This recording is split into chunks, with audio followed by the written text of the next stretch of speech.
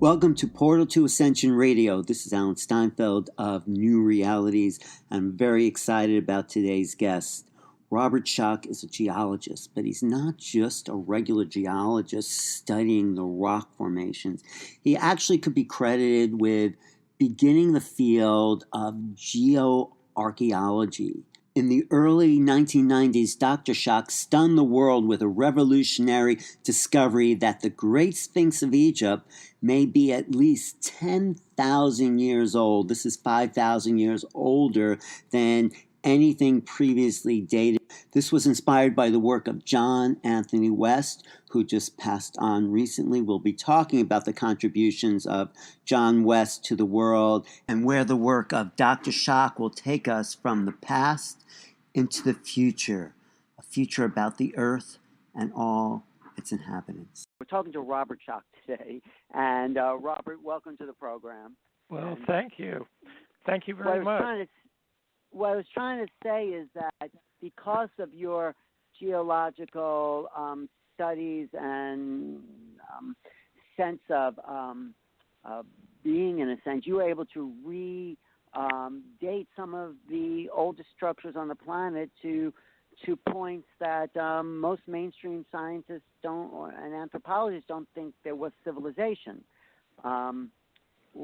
Is that fair to say about you? I think that's very fair to say. To make a long story short, the classic, and I'm an academic, so just for the readers that are, listeners that don't know about me, I teach at Boston University. I've taught there for, over 30 years, full-time faculty member, PhD, Yale University in geology and geophysics.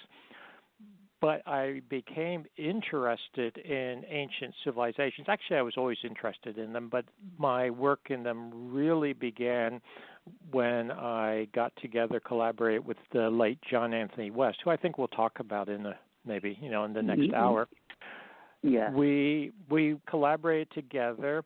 I as a geologist and scientist, and to tie in with what you were just saying, the standard academic view, which still holds sway in most universities and conventional settings, is that civilization began a mere 5,000 to 6,000 years ago. What I've been able to demonstrate first with the Sphinx, the Great Sphinx in Egypt, and also with other sites now, is that there was what I refer to as an earlier cycle of civilization that goes back to at least about 10,000 plus BC.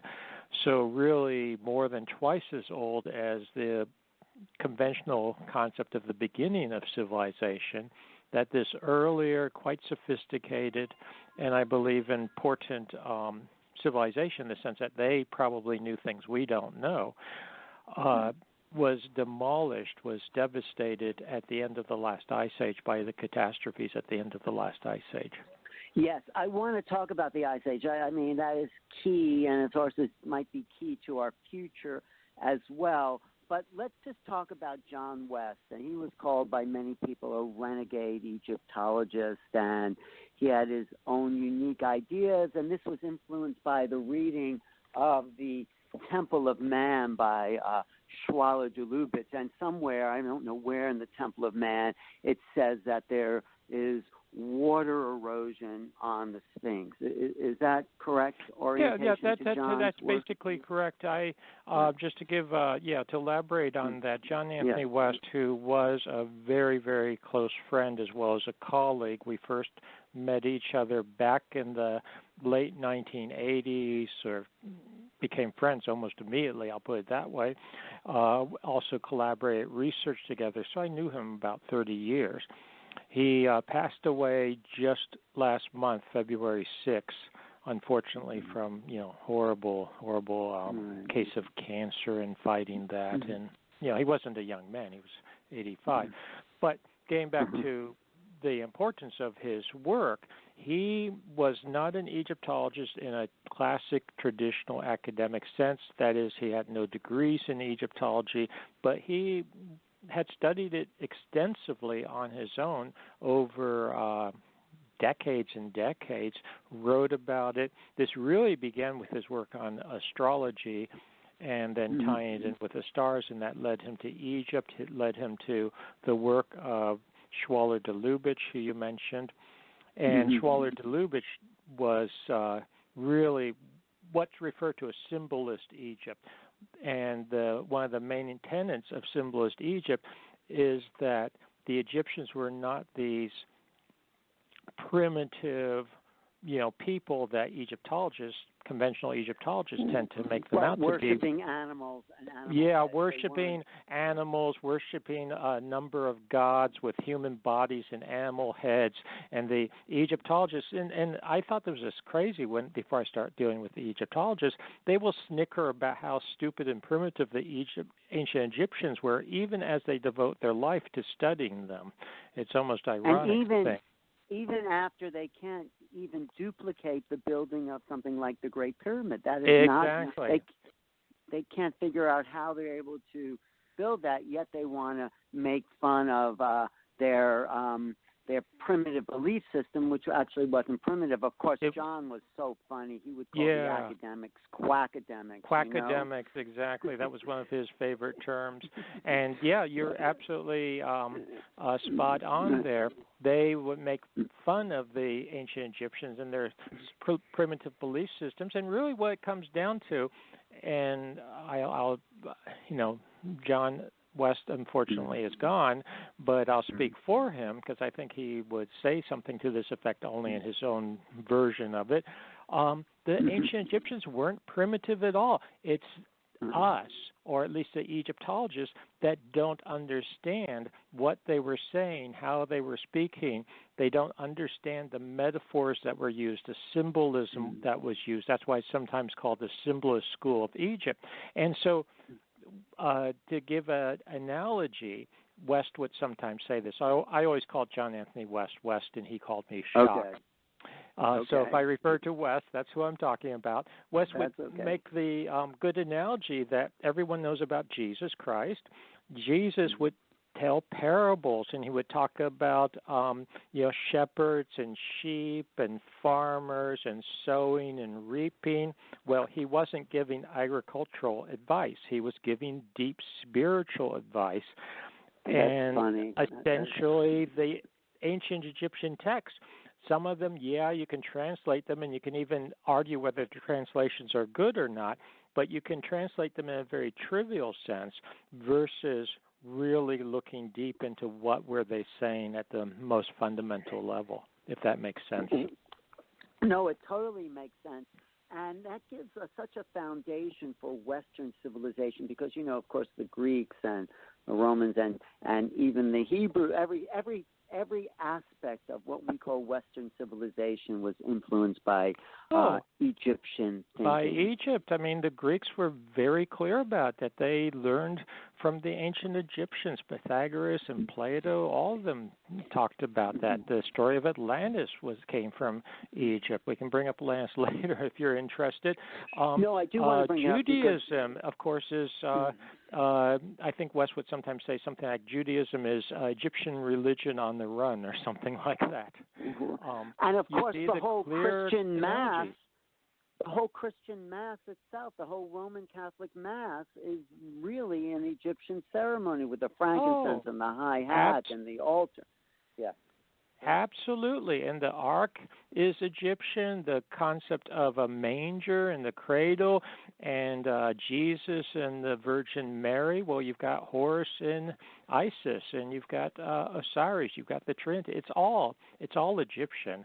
And historically, it's not surprising that where did Christianity take hold very, very, very early on in Egypt, because it's essentially Egyptian religion transformed into a slightly different version. That is interesting. So, I mean, everything we owe to the Egyptians. But I do want to get back to John a little bit because he was such a huge influence in this field. And the book you talked about that he wrote about astrology was called The Case for Astrology. Correct. And where he first says, well, there really is something to, different times of year, different effects of the stars on consciousness. I mean, he was a mystic that way. Actually, the strongest case when you read the case for astrology, and he's reviewing other work, etc., but a very, very strong case that in particular planetary positions relative to each other have a huge impact. And he would often use the concept of a symphony. I'm trying to say symphony, although we can be sympathetic to the star. Symphony that of the cosmos, and that reflects on Earth and vice versa. And this, of course, goes back to the ancient, sometimes said to be Hermetic, but the Hermetic sayings go back to Egypt, as above, so below. So, John, you met John in the late 1980s, and this evolved into a television show on NBC called The Mystery of the Sphinx. That my friends Bill Cody and John Cheshire or Saeed, they all helped produce this really major show narrated by Charlton Heston. It's still an influential show if you watch it, and still revolutionary in a sense. But how did you meet John initially, and how did he get you involved in this, and what were your feelings when he first told you about this? So how did you meet John first? Okay, so the way I met John was a planned accident. I'll put it that way. That's maybe unfair to say. There was a faculty member at Boston University, again, this is late 1980s, who had taught, he was an English professor, he had taught at American University in Cairo, had met John West when he was leading some of his tours to Egypt, that type of thing. They'd been talking about it.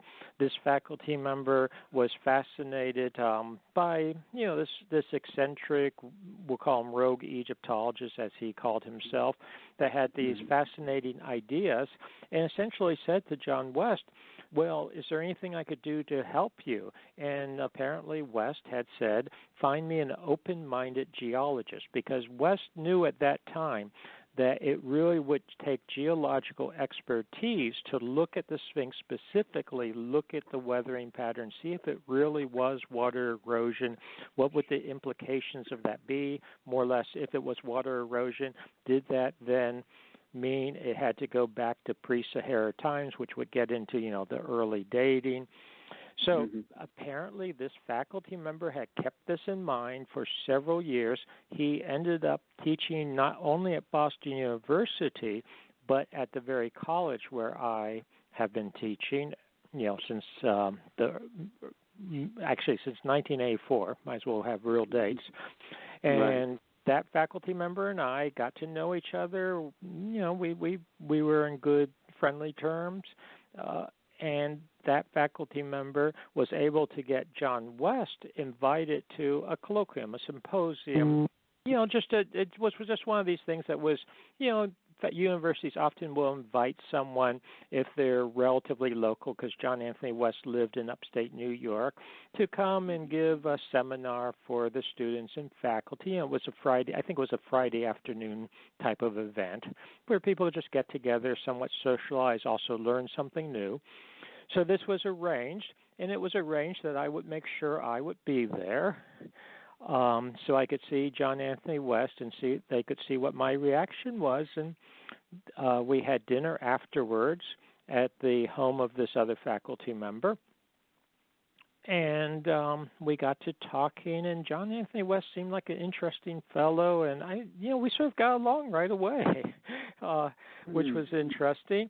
And he wanted my opinion, and I said, well, yeah, from the slides he was showing me, it looks interesting. It could be water weathering, and that would have major implications for the dating, because it would have to be pre-Sahara, blah, blah, blah. But, I said, I can't really tell from a bunch of photographs. I know I'm a professional geologist. I know that people can have photographs and it looks like one thing, but then when you're there on site, you put everything into context and a different story emerges. And I also probably told him at the time that, all my academic colleagues in Egyptology, they agree that the Sphinx is about 2500 BC. I mean, I didn't think this was a big controversy. Of course, they were all giving the standard dogma. And where we left it was that, I wasn't going to say anything or worry about this further. And I told him, I'd really have to go to Egypt to inspect the rocks and really make sense out of it. And he said, oh, yeah, we'll see, work on that. And I didn't believe him for a second, that all of a sudden he was going to arrange for me to go to Egypt. But lo and behold, summer of 1990 comes around, and he invites me to go to Egypt with him and do a first reconnaissance inspection on site, and everything blossomed from there. Wait, were you just a pretty normal, regular geologist up until that point? Did you ever do ancient civilization? Well, it depends on what you call a normal, regular geologist. I have a degree in geology and geophysics from Yale. That's where my PhD is. Actually, I have 3 degrees from Yale. I'm not trying to say I have a bunch of degrees, but I'm stressing that okay. I am a normal academic. I'm not a self-taught geologist like West was a self-taught Egyptologist. I have all the proper academic credentials if people worry about such things. And, I was doing normal, standard geology. My specialty, if it means anything to your listeners, was Eocene stratigraphy. Now, it just so happened that the Sphinx is carved out of Eocene rocks, Eocene limestone, so I could sort of justify in a normal sense, I'd like to see these rocks. I even joked with West on my first trip that, these are really beautiful Eocene limestones. It shows reefal structures and all this type of thing and little fossils. Too bad that they chopped it all up and carved into this silly statue. But he didn't appreciate that. West? I said that to him, as a joke. Right. Right. A normal geologist wouldn't look at sculptures necessarily. A geologist. Exactly. A normal geologist would not look at sculptures. But I wanted to add something. In the back, and this probably ties in with my receptivity, I was always interested in ancient cultures, ancient civilizations. I remember when I was just a few years old going to see Tutankhamun's, some treasures from Tutankhamun that had been brought to Washington, D.C. for exhibition. I remember my grandmother, giving me books on ancient history. My grandmother was a theosophist. And she taught me a lot about theosophy, which is not exactly mainstream academia. So I did have, I think, in hindsight, as I reflect on myself, I had been prepared, it turns out, to look at certain things, and I want to say objectively, and looking at the real evidence, but also keeping an open mind and realizing that there's sometimes academia might be wrong. Was that true? Was that true of anything you had seen before you saw the Sphinx? That there was a big error in some kind of academic issue? Did you ever notice that before? Before I got involved in the Sphinx, you mean different types of subjects? Yeah, actually, What? It was wrong. Oh, no, I was just restating. Was there any way you saw that academia was totally off before you got to the Sphinx? Yeah. Yeah, but in more, yes, actually, I'll tell you a couple of stories. One, personally, I worked as a graduate student. I worked on various types of fossil mammals. I actually have one named after me.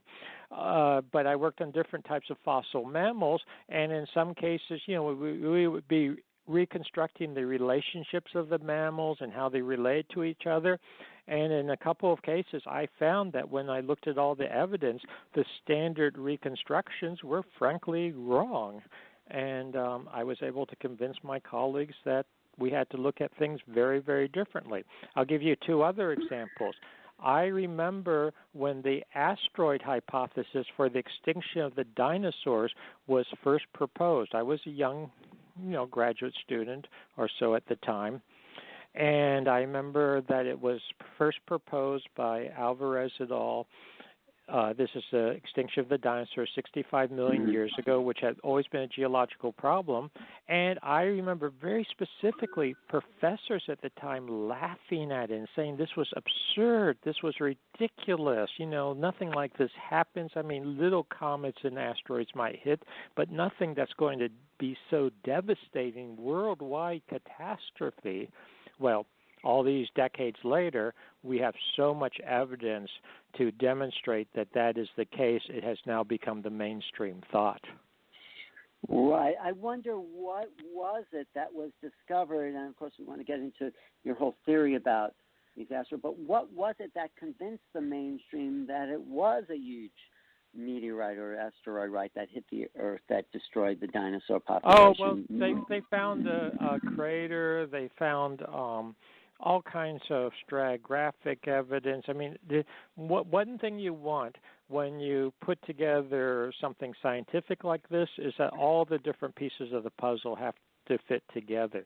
So generally, it's not even just one, quote, smoking gun, as some people like to use the term, and I hate that term personally, but it's a lot of different evidence that has to come together that all complements each other, and that has happened with the asteroid impact. We have iridium layers around the world from the asteroid. We have fragments of the asteroid in the Yucatan area. The actual crater has been found, is now covered with 65 million years worth of sediment, but you can pick it up geophysically. The extinctions and what caused the extinctions due to climatic change is all explained by asteroid. It's a very, very interesting situation where most people in the scientific community, geologists in particular, thought that it was not the case. They thought it was ridiculous. I was told by one faculty member, again, I was a student at the time, that the only reason it was published is because one of the co-authors on it had won the Nobel Prize in Physics, but frankly, he knew nothing about geology, and they just felt that they had to let him publish it because he had won a Nobel Prize in a different discipline. But, everyone would forget about the theory by a week or two, and it would be gone. So, it's an interesting type of thing. I think this is going to be the case for the Sphinx and the redating of the Sphinx. And absolutely. But I'm just curious a little bit about a little more specifics of that asteroid. So there's an asteroid at a certain size that did what? I mean, how big was it? And it about 65. And how did that kill probably hundreds of thousands or maybe millions of creatures on the planet? Can you talk about that a little bit? Oh, it was huge. I forget honestly what the estimated size of it was, but it was a huge asteroid. I forget now. I mean, I didn't think we were going to talk about this that much, but it left a crater hundreds of kilometers in diameter, just the crater. It would have thrown up a huge debris cloud and dust cloud, caused huge climatic changes. You had iridium around it, may have caused levels of radioactivity. This is me speculating. It certainly impacted the oxygen levels in the atmosphere. And when you've got something that big, it's going to be absolutely global. It's actually a good analogy, although a very different type of thing, but somewhat analogous.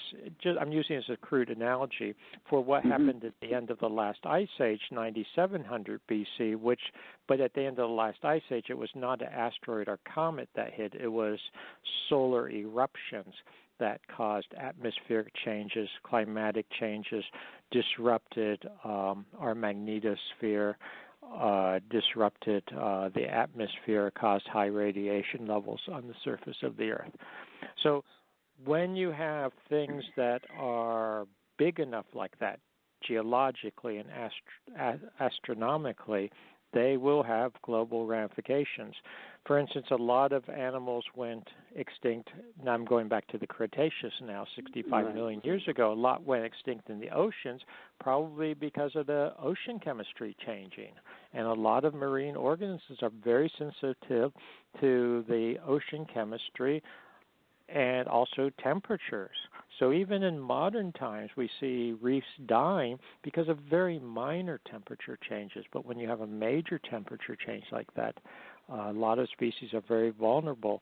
Likewise on land, when you have temperature changes or oxygen changes in the level of oxygen, etc. So the dinosaurs went extinct except for the birds. The birds frankly are, from a taxonomic point of view, little feathered dinosaurs. They are. The birds evolved out of reptilians. I'm sorry? The birds evolved out of reptilians. In fact, it's now, there's plenty of evidence now that a lot of what we think of as genuine dinosaurs were covered with feathers too. And they had plumage. There's evidence that they had plumage, that they were brightly covered. So you can think of Tyrannosaurus rex running around but having little feathers rather than scales. Wow. All right. So that sort of gives a nice. But there were no humans alive at that point, were there? No. Humans didn't come around for another. Humans have only been around, depending on how you define human. Humans have only been around the last couple of million years. Our species only goes back maybe 200,000 years or so. Or so they say. That's not an. Or so they say. Well, academic. I know. I mean, I know the evidence otherwise. But what you have to also look at is not just humans, but, and this gets back to one of my themes, were there earlier cycles of, we'll call it beings, that were technologically sophisticated. So in some cases, people will find things, and I don't want to get into it. Well, we could always get into it, but there's so many different digressions we could talk about.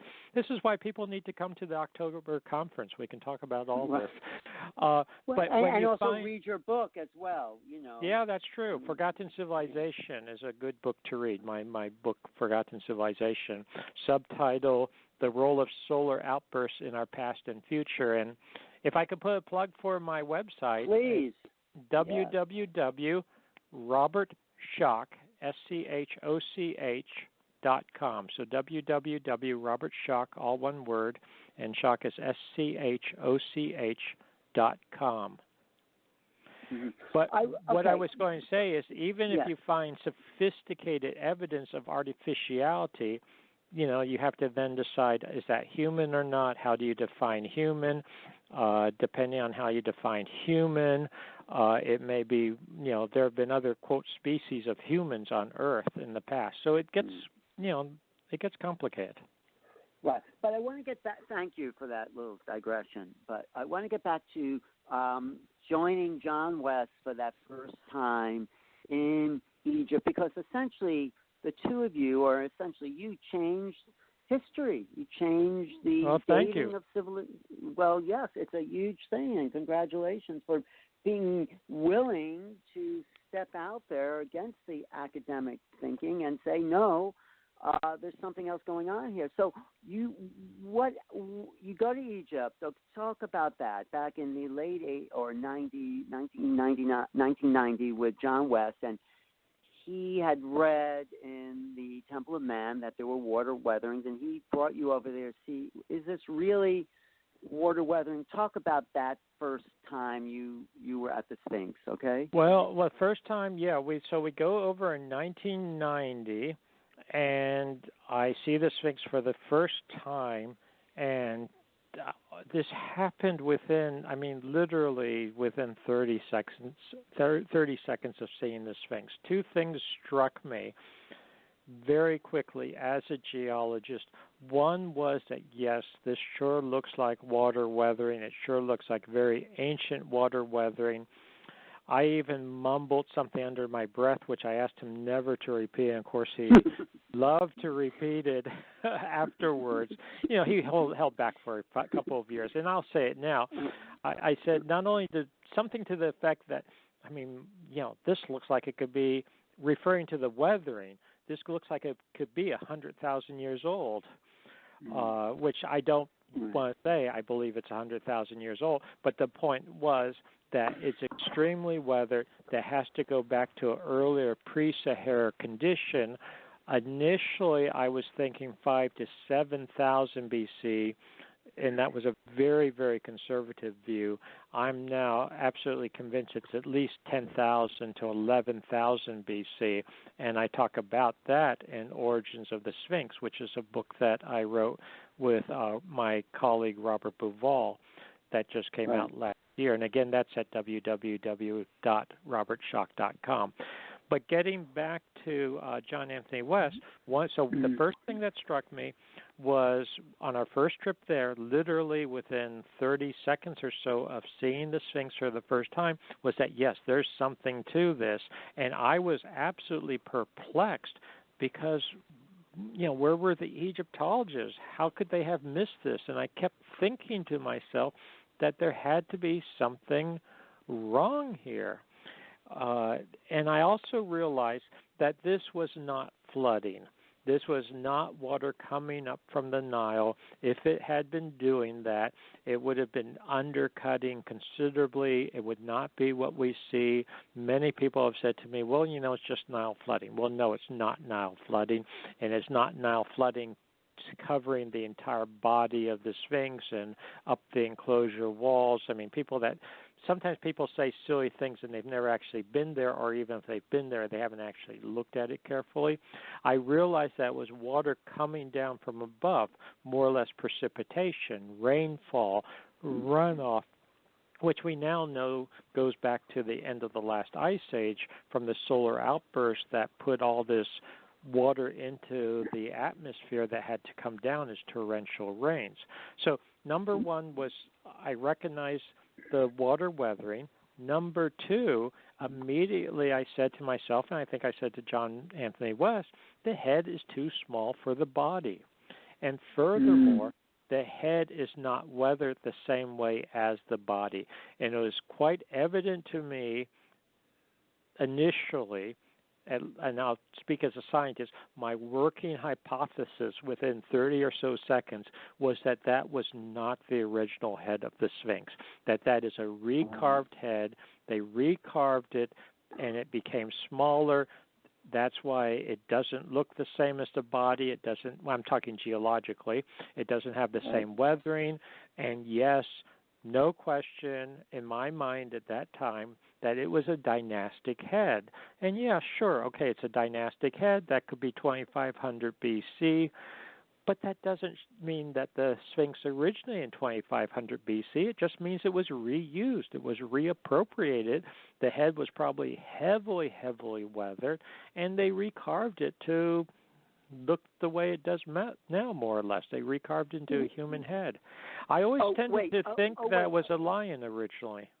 Oh, wait, so you're saying it hasn't been a new head that's been placed on the Sphinx. There was a head that was then reformatted from the head that was there. Correct. That's absolutely correct. I never knew that. Okay. Yeah, no.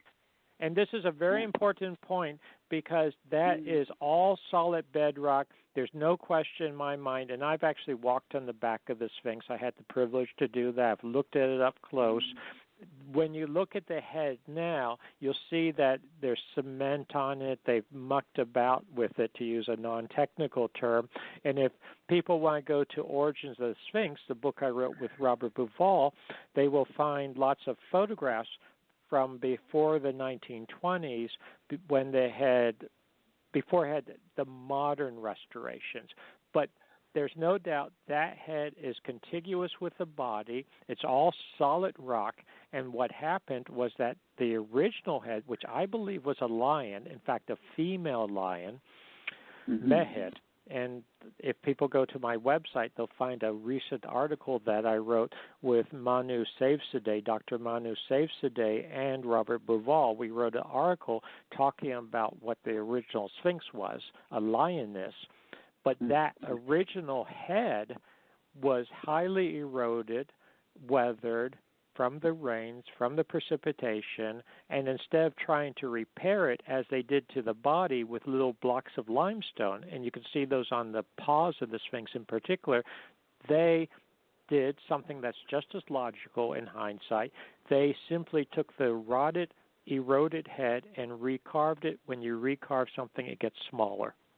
And was it true that it was Napoleon's soldiers that blasted the nose off No. the things? How did? No, Not at all. Not at all. In fact, Napoleon was very, very interested in the antiquities. He would have had, I suspect he would have had any soldiers that did something like that summarily executed. Actually, right. yeah, no, I'm serious. I believe you. Yeah, actually, it apparently was Arabs earlier, because Egypt was not originally Arab. The Arabs came and invaded the country and took it over, the over 1,000. Egyptian population is a whole different race than the Arab population. Exactly. Exactly. Yes. And people can relate to this in America, or at least if they think about it. The typical, I hate to say it, there's a lot of typical Americans who are not Native American, but they're considered typical Americans now. They're either European ancestry or Hispanic ancestry or Asian ancestry or African ancestry. So we've got a lot of Americans now that are not, from the Native North American population. And the same in Egypt. But in Egypt, this has been going on. The Arabs invaded Egypt well over 1,000 years ago, and apparently it was some of the Arabs who weren't so fond of the Sphinx, or at least didn't care about it, who used it as target practice, cannon practice. Or maybe even did it purposefully, because you'll notice when you look at the face of the Sphinx, what is most damaged? That's the nose, and you take the nose off of a statue to kill it, to kill its spirit. Oh, really? Yeah. So it's not. I mean, sometimes people don't realize this. Yeah, noses are fragile anyway on statues, but in some cases, on ancient statues, you'll see that they consistently lose their nose. Well, sometimes that's purposeful, because it's a way to, quote, kill the statue, if you would. Kill the energy of the statue. Kill the energy of it, kill the spirit of it. Just about the difference between Egyptians and Arabs, they have different features. You can still see some of the original, when I was in Egypt, I could see some of the original Egyptian features where they have eyes that are wider, set apart. Yes, Arabs. Exactly. So elements of that. Exactly. And when I take people to Egypt, and if people are interested in going to Egypt, I'm planning a trip for, I got to think for a second, late May 2019. And how could they sign up for that? I haven't posted it yet, but the best thing to do is go to my website, and they'll find under contact my email address, info@robertschoch.com. They can send me an email and say they're interested, because right now I'm planning it with my colleagues in Egypt, so we're pricing it out, getting it all together. So it hasn't been posted yet. Once it's all finalized, it'll be posted on my website. But in the meantime, I would encourage people to actually send me an email. Go to the website, go to contact. They'll find my email address there, and let me know that they're interested, because I've already got quite a number of people interested in it. I hate to put it this way, because but I'll just say it bluntly. John West was always blunt, and he didn't mind people being blunt. Yeah, he used to give wonderful trips. He used to take people to Egypt also, and I've been doing it a long time too. He and I would do it independently. We'd do it together. But because of his cancer, he could not do his last trip. This was in February, March last year. I got to get that right. That was his last scheduled trip. There had already been a lot of people that signed up for it, and he just couldn't do it. I mean, he's in the hospital in critical situations. So I actually did it gratis. I did it on his behalf. And so I ended up leading the last, and it was meaningful to me as my close friend. I wanted to do it for him. I ended up leading the last John Anthony West trip. So a number of people have said to me that, it was on their bucket list to get to Egypt. So, we're putting together more.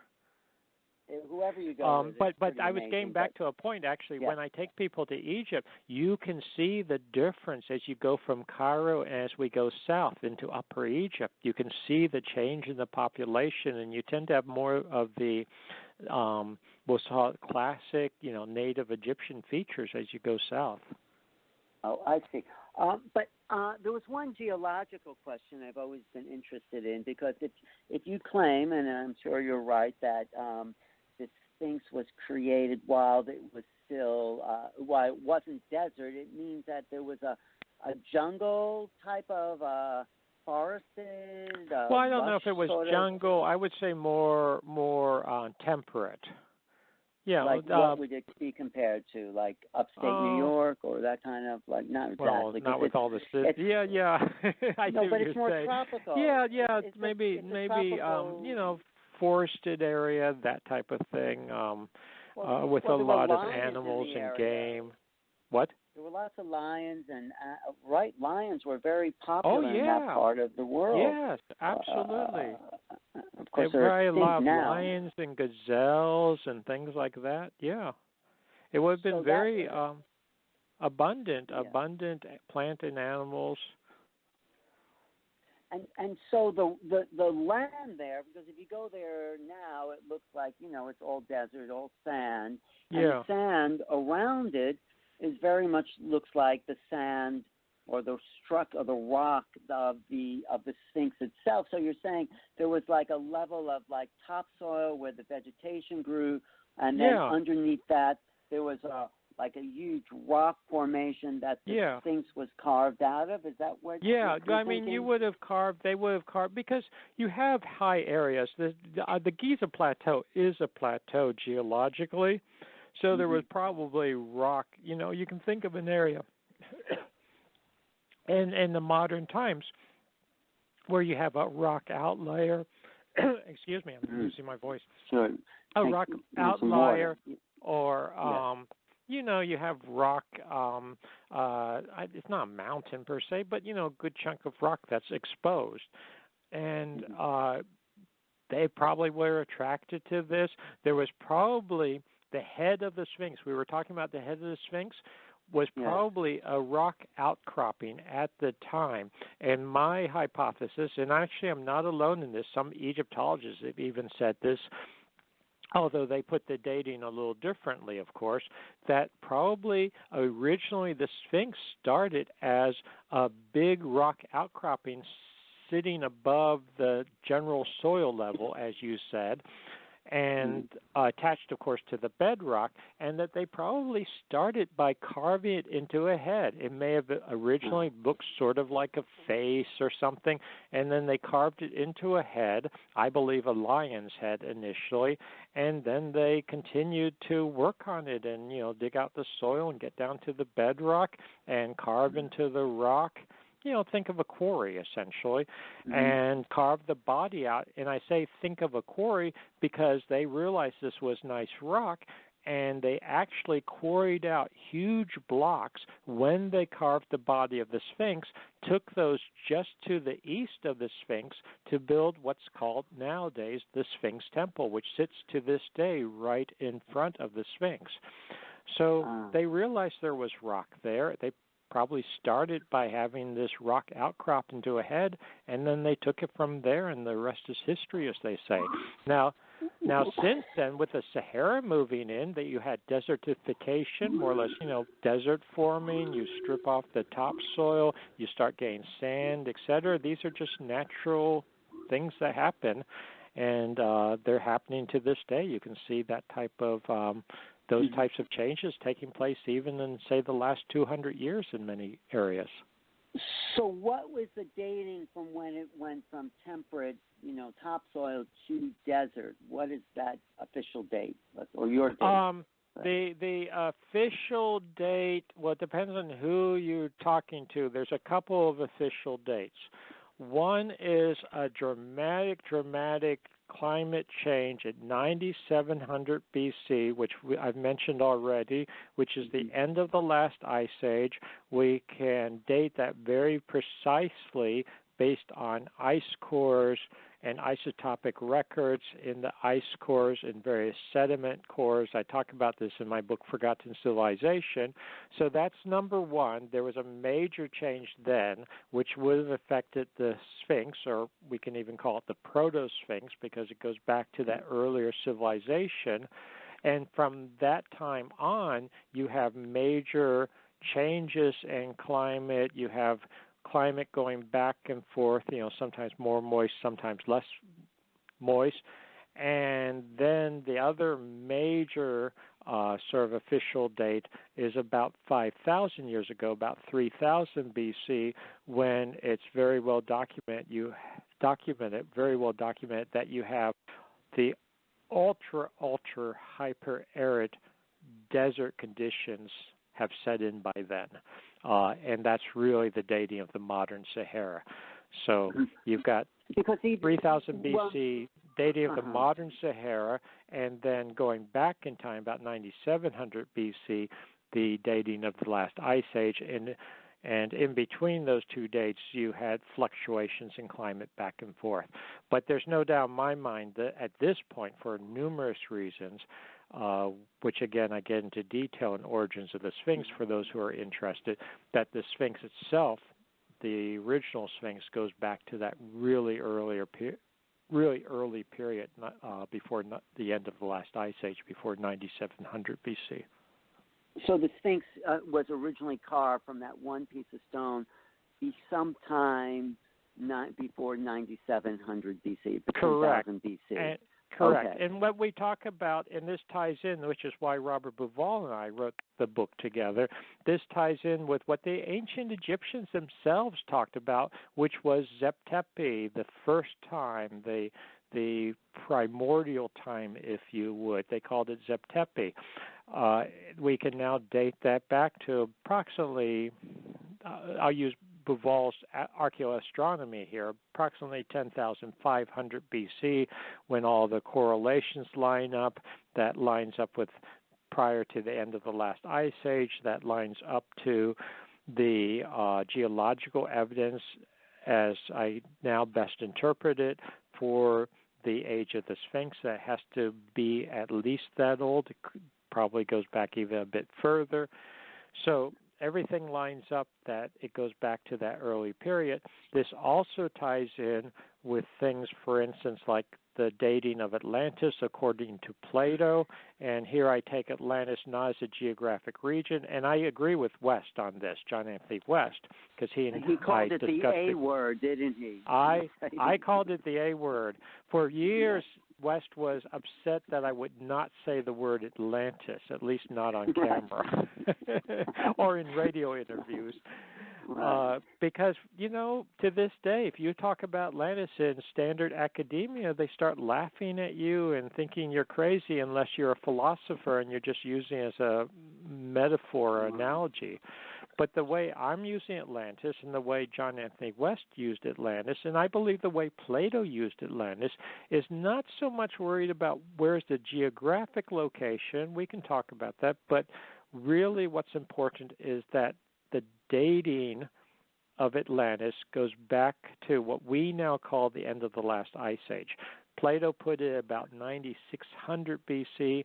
Modern dating puts it at 9700 BC. But the point is that there was sophisticated civilization at that early period.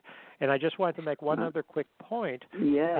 We have independent evidence now at Göbekli Tepe in Turkey that there's also incredible sophistication before 9700 BC, and that it was there. We have the same story of the civilization being devastated, and we have, evidence of it at Göbekli Tepe as well as in Egypt of the catastrophes at that time.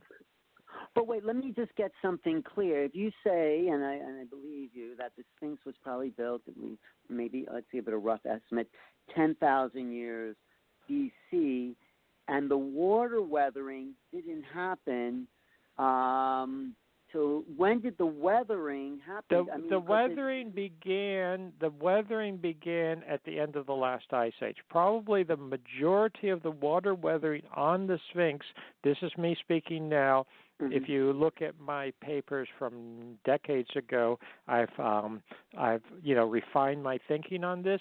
Probably the major water weathering on the Sphinx is 9700 BC or thereabouts at the end of the last ice age, because that's when we had, and we now know this geologically, torrential rains and water runoff, and it would have had a huge impact on the Sphinx.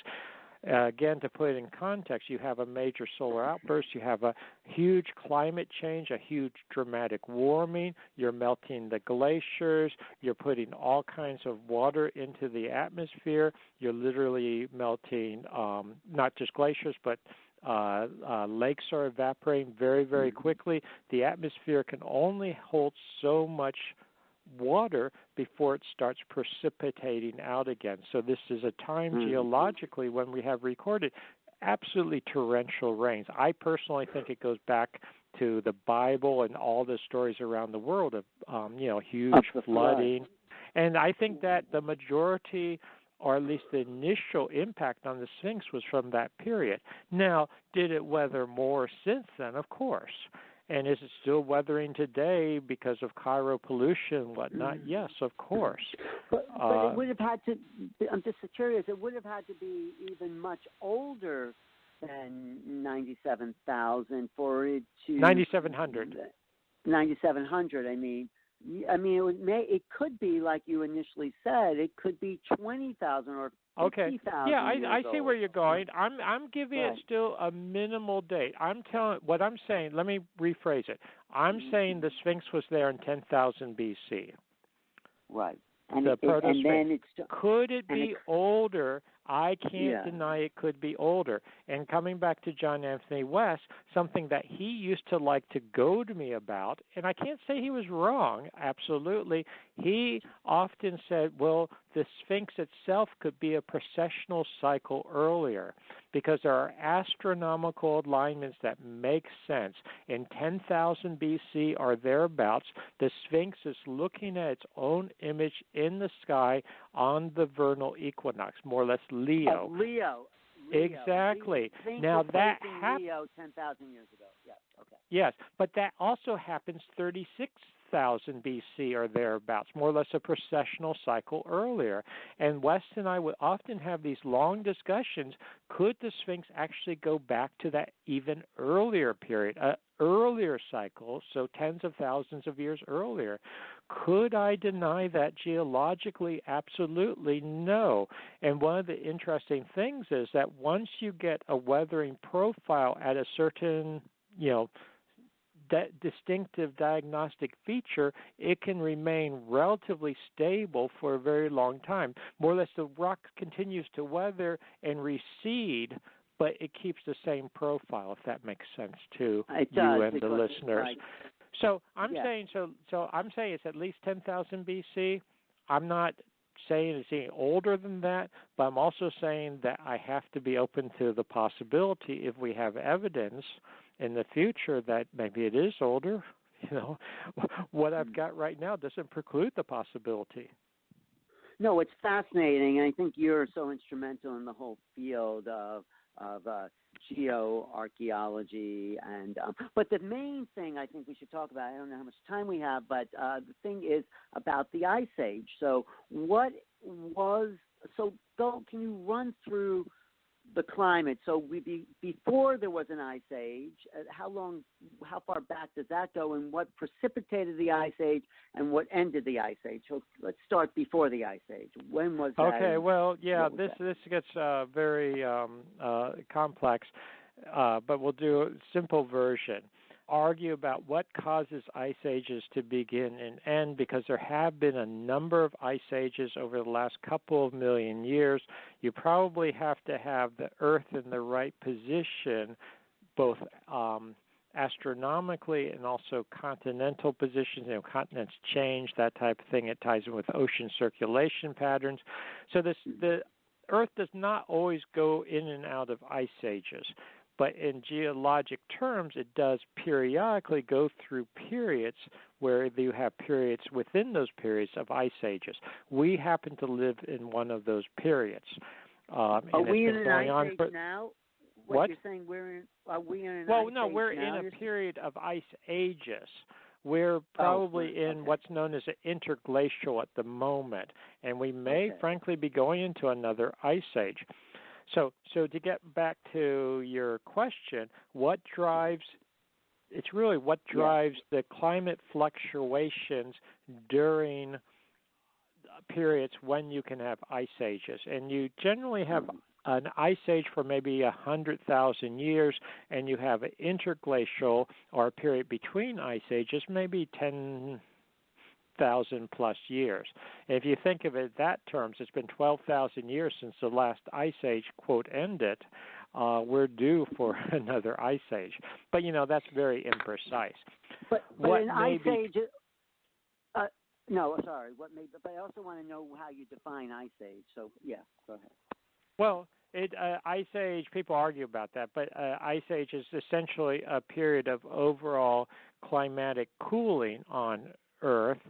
It's generally, most of the work has been done in the northern hemisphere, but, you have overall climatic differences in temperature, cooling temperatures, numerous degrees below what we have now. So let me talk about the very end of the last ice age, and that might help clarify things. At the very end of the last ice age, it was starting to get warmer. A lot of the temperature changes probably have to do with solar variation, changes in the sun.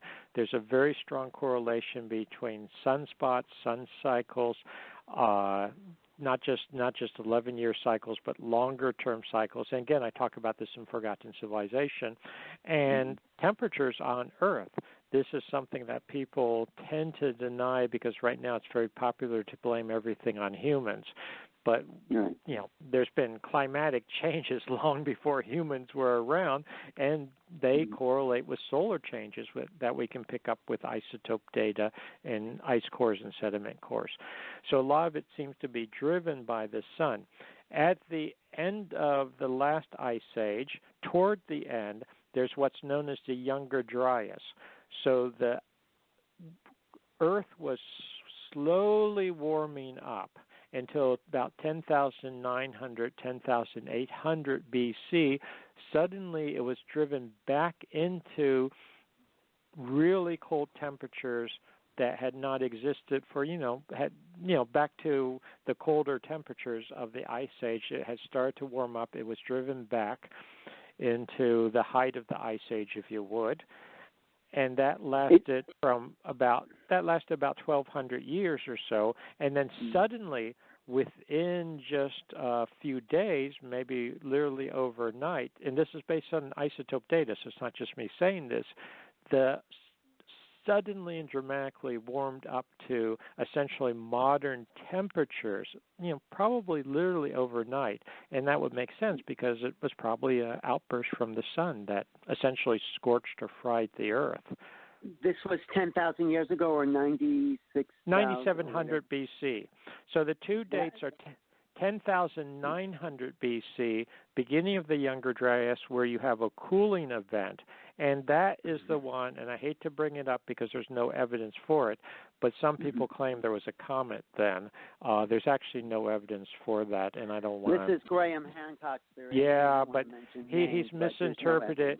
He's essentially cited a lot of evidence that has been falsified in the academic community. Well, we'll maybe have you two debate each other at the Portal to Ascension. No, I don't think it's worth it, frankly. Okay. There's more important things to talk about, like. But I just want to say that I don't accept that that thesis. And in fact, there's lots of evidence that the sun was having erratic behavior at that time. That's what drove the cool period, and then it exploded the sun in 9,700 BC, and that's what essentially snapped us out of the last ice age. All the evidence I'm sorry? All the evidence is all the evidence is solar, or that the sun was driving this. I understand. But humans can exist through these cycles of ice age, right? They can flourish. They can flourish. You look at the Neanderthals, for instance, who are a species of human. They did very, very well during the Ice Age. They probably went extinct in part because of climatic changes, and all of a sudden it was frankly too hot for them. Mm-hmm. So it depends on what you're used to. But, okay, going back to that event 9,700 years ago, something warmed the Earth like maybe practically overnight, and that started the precipitation that is then the flooding? Is that what you're saying? Yes. Because, okay, so, I mean, the something specifically I'm absolutely convinced based on the evidence was a solar outburst. You would have had, in some places, essentially what looked like huge lightning strikes hitting the Earth, what's known as plasma or electrically charged particles from a coronal mass ejection that apparently hit the Earth at the time. We have modern analogies for this. For instance, the Carrington event in 1859, which was very, very, very minor, but fried the telegraph lines at the time.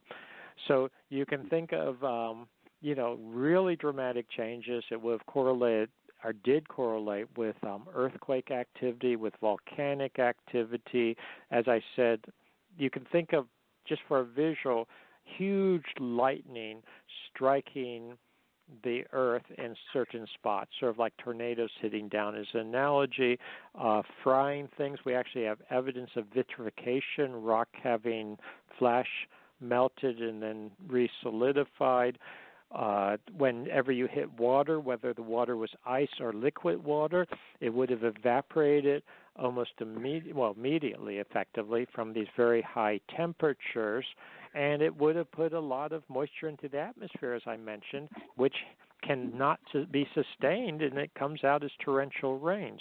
I also wanted to mention that some of the evidence that's been suggested for a comet, since we did bring it up, there are things, for instance, like vitrification, what they call shocked quartz, different types of nanodiamonds, etc. It's now been demonstrated that even conventional lightning, even conventional lightning can produce such effects. Now, when you have a sun, the solar event, a solar outburst, and you have this on a massive scale worldwide, you get those types of features. So what I'm saying, very simply, is a lot of the evidence that's been used to support a comet actually is compatible with and even makes more sense with a solar outburst. So I'm convinced that's what happened, and that's what caused these torrential rains, etc. Now, getting to the area of the Sphinx, during the end of the last ice age, that's a relatively low latitude, so it wasn't super cold at all. It was really wonderful for people to live there. Now, frankly, Egypt's a bit on the hot side, should we say. Even in the Ice Age, it was a good place to live. Oh, it was a wonderful place to live. I wish I lived there during the end of the last Ice Age. Maybe you did. Yeah, maybe I did. Because this is another misconception some people have. They think, Ice Age, that the whole world was cold and horrible. No. I mean, there were latitudinal gradients just as there are today, and places like what's modern Sahara Desert was really nice. That's where you wanted to hang out, etc. But the torrential rains, was that a worldwide phenomenon in every continent? And how did that affect the oceans and everything? That was a worldwide phenomenon. So you had flooding, you had lakes rising, you have, of course, myths and stories about floods around the world. But it also affected the oceans. The oceans were affected a couple of different ways. Of course, anything that falls on land ultimately works its way to the oceans. And when you have torrential rains, this ties in with something else we were talking about before. You strip topsoil. You have a lot of erosion, not just on the Sphinx, but more generally. So it's been quite horrific from that point of view. You have all this water making its way into the ocean.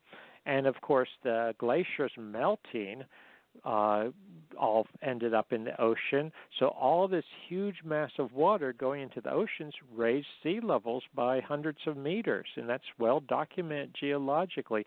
Furthermore, when you warm the oceans, which is what happened. Warm water expands. The water expands a little bit. So just from thermal expansion, you raise sea levels on top of, in addition to the water that you're adding to it. So it really was, a lot of things were happening.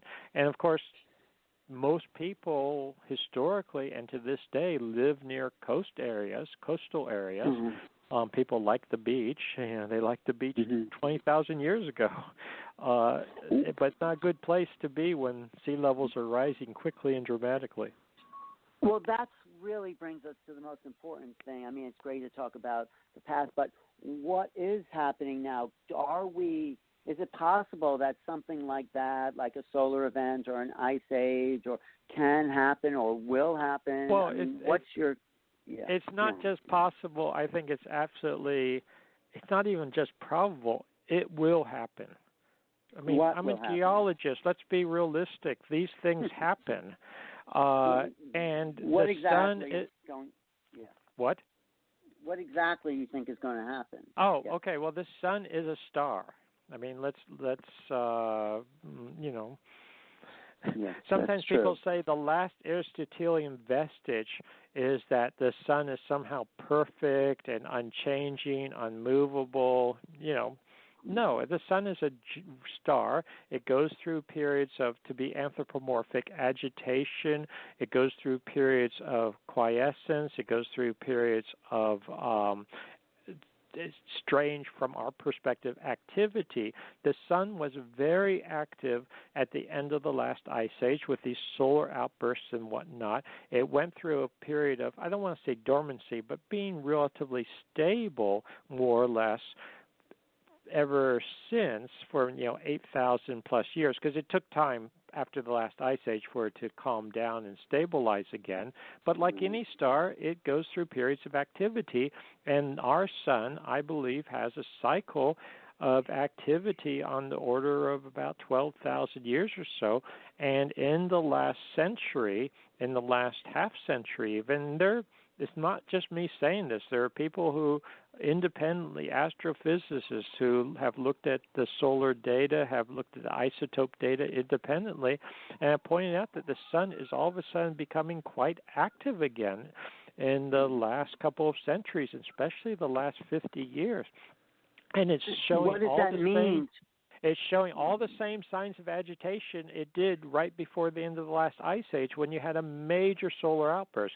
What it means, bottom line, is that we could have another major solar event in the very near future. I would not be surprised, if it happens next year. I won't be surprised personally. I'm not predicting that. But we could be hit by a major solar outburst, coronal mass ejections, solar flares, what's known as a solar proton event, et cetera, et cetera. It would devastate our modern technological society. Frankly, it would wipe out all the electrical grids. It would wipe out all the electronics. It would wipe out all the communication systems. It would mess up our magnetosphere. It would cause high levels of radiation on the surface of the Earth, which is what happened at the end of the last ice age.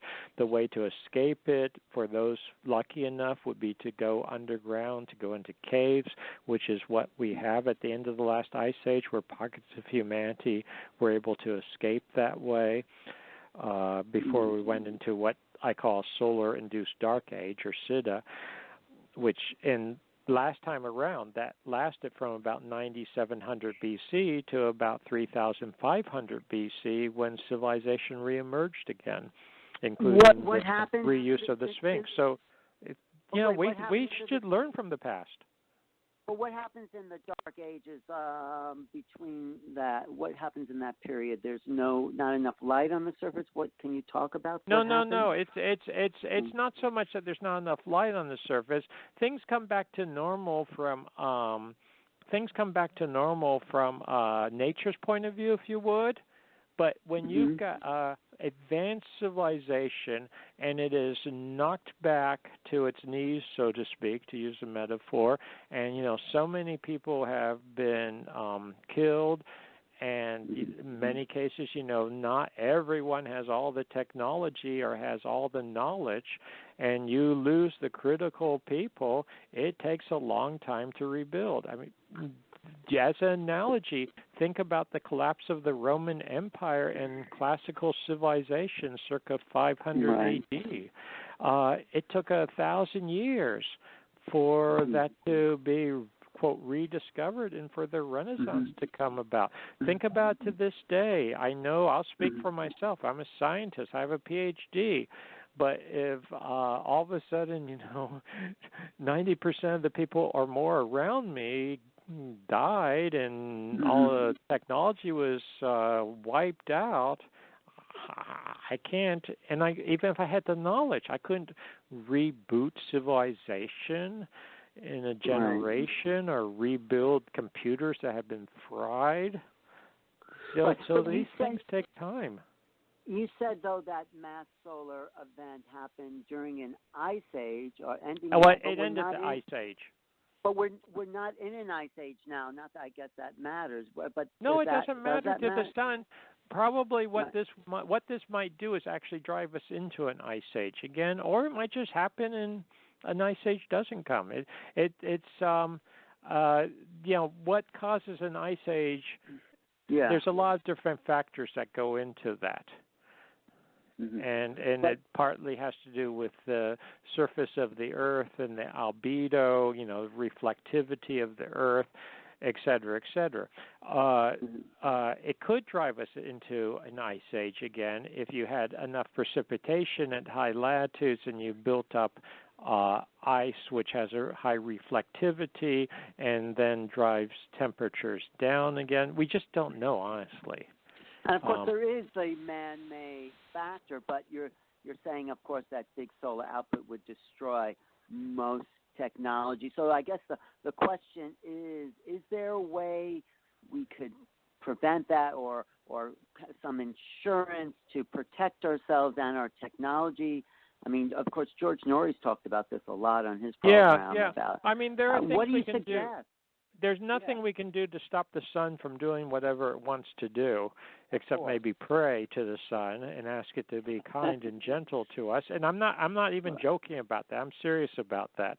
It's a digression, but there's plenty of evidence that stars may be conscious entities in their own right. The Egyptians actually believed that we become stars, and I think they were talking more than metaphorically. But that's another subject. Maybe at the conference we can talk about things like that. That would be very exciting. I think that's the future. Of course, there's a lot of ET stuff. But getting back to what practically, of course, we can. But classically, we can do things to harden our system. What that means is to protect it from geomagnetic storms, from solar outbursts, from plasma charges, that type of thing. But the problem in part is, and one way to do it is to go underground, frankly, to be underground and, with 10 meters of rock above you, that will do a lot to protect hardware, will do a lot to protect things. But we can't put our whole society underground. I have no doubt governments around the world, etc., they're aware of what's going on. Obama even did an executive order about this quietly, one of his last executive orders. And, they're preparing. But the average person, what can the average person do? That's the really difficult question. You can't just have your cave 5 hours away from you, because how are you going to get to it in time, even if you know that it's coming, and we may only have hours or a couple of days advance notice if it's picked up before it hits. If you have a solar, some of the major flares and whatnot, they'll essentially act as an EMP, electromagnetic pulse. They'll knock out computers. Most cars nowadays are computers on wheels, effectively. Their computer system, the electronic components in the car go. You're not even going to start your car. So it's a ridiculous situation when you've got all these huge grid lines, electrical grid system that acts as an antenna that picks up the electrons passing by, induces and magnetic fields passing by, and induces electric currents in them over overpowered transformers, which then blow, which you can't just replace at the moment.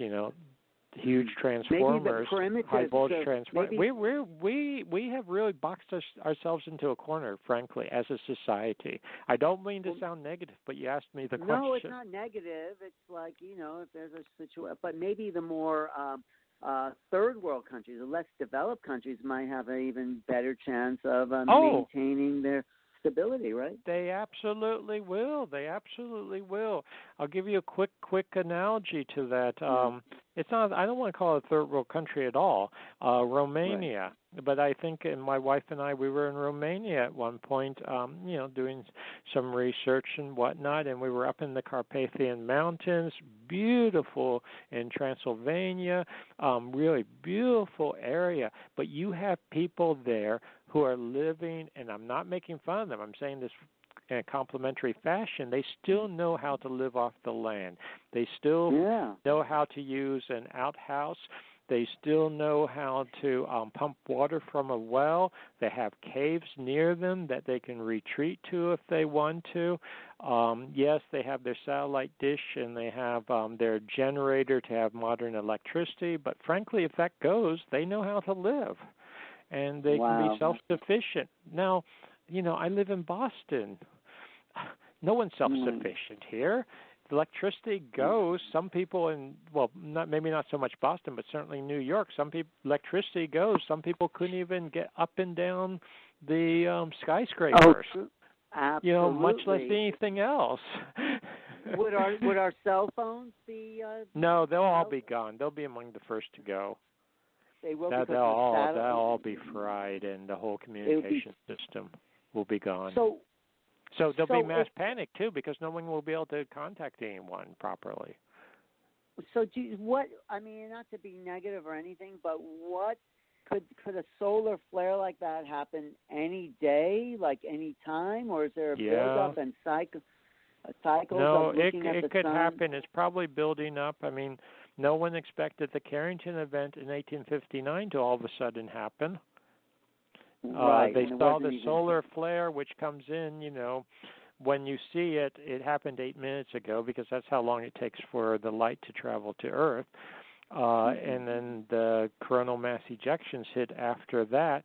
Now, this 1859, it was relatively minor in terms of the effects on civilization, because in 1859, the height of electrical technology was the telegraph system, and it overpowered the telegraph system, burnt down some of the telegraph stations, and some very wealthy people were probably very upset that their messages did not get through, and maybe they couldn't place their stock bids or whatever on the stock market. But the average person, it didn't make any difference. Think about today, though. We're not in that situation. The average person has their smartphone. The average person uses electricity, et cetera, et cetera. So in this day and age, the average person, at least in our developed society, is going to be hit very hard and will not know, will be virtually helpless. And, if you have your can of beans and rice, you might not even have a way to cook the rice.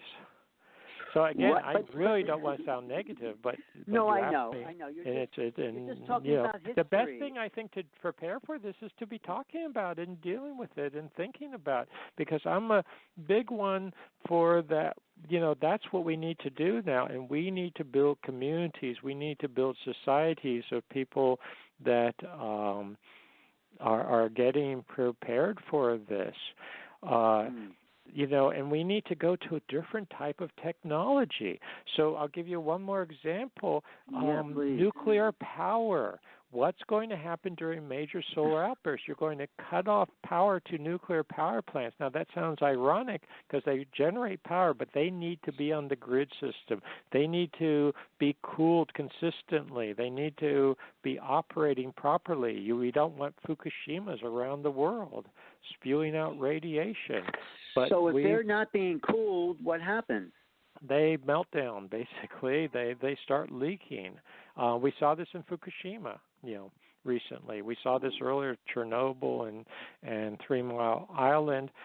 Sometimes the term that's used is a progress trap. We've made incredible technological progress, but it's also trapped us into certain ways of behaving and thinking and certain vulnerabilities to natural events that, frankly, in the long run are inevitable. And humans seem to have this hubris, this attitude that we're invincible, but we're not. Right. Well, so I think, and I wanted to get back to one point. I think something that's really important, and maybe coming out, we can talk about this at the conference and prepare at the conference, is to have communities of people together that are thinking about this. And I think also part of it is to be prepared, and I don't want to sound corny, but be prepared philosophically and spiritually. No, that's not because corny. sometimes the best defense is to at least have thought about things ahead of time and to be prepared mentally, spiritually, philosophically, if that makes sense. No, it totally makes sense. And I think that's why a conference like this, the one we're talking about, is in October, the Portal to Ascension Conference. Go to ascensionconference.com, where a lot of speakers present a sort of spiritual, philosophical mindset for dealing with the sort of changes that are possible. And I think we need both. I think we need that, and I think we also need realism as to what really has happened in the past, what really can happen in the future. So sometimes I get, and I'll be honest, I'll get frustrated with people because it's all the spirituality. And there's nothing wrong with that, except there is something wrong when you don't tie it to real life, into real events, into real past, the real potential future. But then you can go the opposite way where, it's all hopeless and we're all going to die and there's nothing beyond. Do you see what I mean? I think we need a balance. No, absolutely. And I think getting back to the ancient Egyptians and John Anthony West and Symbolist Egypt, something that Schwaller talked about in the key term he used translating to English is sacred science, binding the science and the spirituality together as a whole. I'm just curious, I think we're almost out of time, but what has been the history of those types of solar events? Like, how often does it happen? Every 12,000? I think you mentioned every 20,000 major ones, I would say about every 12,000 or so years, from what I can reconstruct, and then minor ones in between, smaller things in between. It's a bit erratic. We don't know for certain. I suspect that the 1859 Carrington event and some other events since then, for instance, there was a Quebec event in the late 80s that actually caused a major blackout for millions of people. There's been other events since then. Was that a solar flare, the sun, Quebec event? Yeah, solar flare. Oh, wow. Yeah, and so these things have real ramifications. And I think what we're seeing right now is that the sun is going into, or has gone into, one of its erratic periods, one of its unstable periods. So, we should not close our eyes to this. We should realize that things are happening and there's the potential there, and we better prepare on all levels. Is it possible that we could develop an electrical system that wouldn't be affected by a solar flare? No, I think that's virtually impossible.